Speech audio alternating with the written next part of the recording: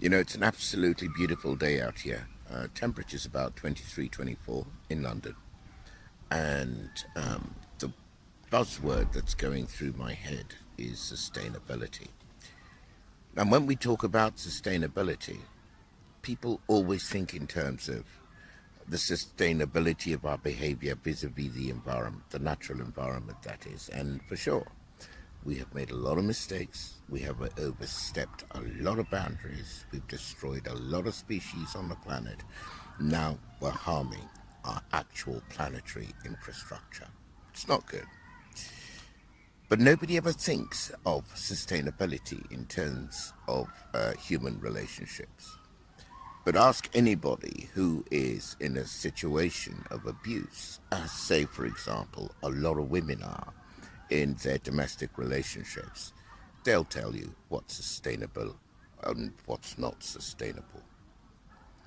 There's the old thing where the Buddhists say that nothing is permanent, which is true.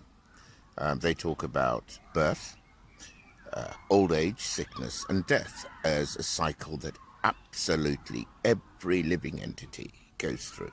However, between the period of birth and death, we have to create the maximum value so that we can make the period in between as sustainable as ever. And one of the things, as I said, that we don't think about sustainability in terms of is human relationships. I'm going to talk here about race relations. Our relationships with each other right now are completely, totally, utterly unsustainable. And what makes it even more clear is what's happening with the management of this pandemic. When I look at the weather today, like I said, it's absolutely beautiful. But underneath it are the human relationships that make this sustainable or unsustainable. And everybody kind of buries their head in the sand. You know, they take the ostrich approach to this thing. There are people, I put down, four things here. People are blind to the non-sustainability of our human relationships. The first cause of that is just fear. They're afraid of facing it, and so they pretend they can't see it. Secondly, some people, you can give them all the evidence you want, you can poke them in the eye with it, and they will still be foolish enough not to see it. Other people are just plain blind to human relationships and what they mean. And finally, all of this stuff is driven by egotism, because whatever unsustainable relationship is going on is benefiting one party and not the other.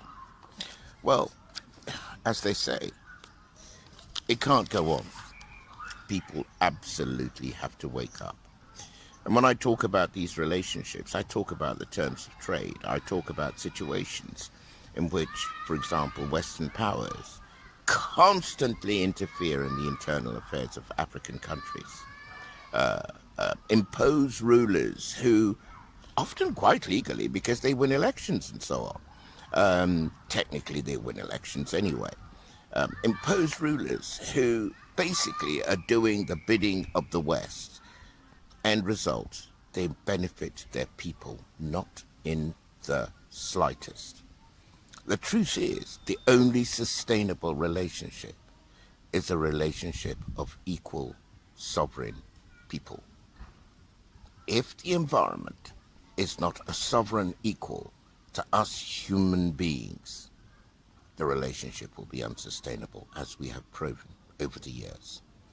If the relationships between African countries, which have, I don't know, maybe 70% of the world's natural resources, aren't equal to those who would wish to exploit and control them, that relationship is completely unsustainable.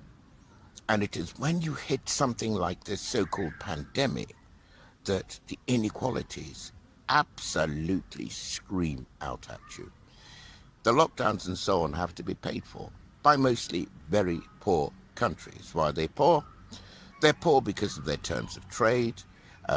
People over here will say that they're poor because they're corrupt. Not at all.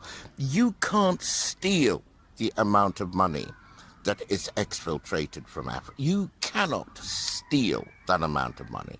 You can only steal that kind of money if you create a system and structures which by their very nature, institutionally rob these countries blind. So that's the thing about sustainability. And like I said, there are people who are refusing to look at it because they're afraid. There are people who are refusing to look at it because they're foolish. By the way, fear and foolishness are just the flip sides. You know, it's like the palm of the hand and the back of the hand. Flip sides of the same coins. There are people who can't see it because they are, frankly, ill-educated. They don't know the fact of the matter and take the narratives that are thrown at them by the national media. And finally, there's the egotism, the greed of those who benefit by these unsustainable relationships. The irony is they will always, always, always turn around and blame the victim as the perpetrator, just as in any situation of domestic abuse. The guy who's beating up on his wife will always make it somehow his wife's fault that she's being abused. Think about that. Let's wake up, because what we're doing is completely unsustainable. Thank you.